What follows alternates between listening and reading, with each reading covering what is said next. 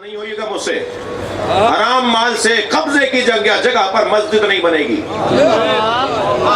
मुझे एक पॉलिटिशियन जो इस वक्त कौमी असेंबली के मेंबर हैं, वजीर भी हैं, मुझसे कहने लगे शिया हजरात कब्जा करते हैं तो अलम लगाते हैं, सुन्नी हजरात कब्जा करते हैं तो मस्जिद बनाते हैं। मैंने कहा आप लोग चाइना कटिंग खा जाते हैं, आप पूरा मुल्क खा जाते हैं। आपको सुन्नी तो नजर आता है मस्जिद बनाता हुआ, कब्जा करता हुआ, आपको शिया तो नजर आता है अलम लगाता हुआ, कब्जा करता हुआ। आप खुद कहाँ हैं?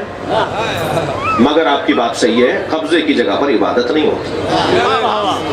मैंने उनसे कहा कब्जे की जगह पर इबादत नहीं होती।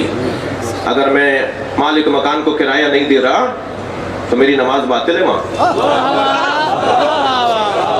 अब एक जुमला सुन लीजिए, मैं तो मीठी बातों के साथ कड़वी बातें भी करता हूँ। जब अल्लाह की 2 रकत नमाज वहां नहीं होगी तो मौला अब्बास की न्याज कैसे हो जाएगी?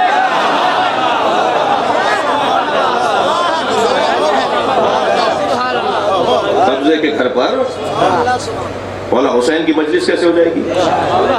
अगर कब्जे की जगह पर अल्लाह का घर नहीं बन सकता तो इमाम हुसैन का इमाम बारगाह कैसे बन सकता है?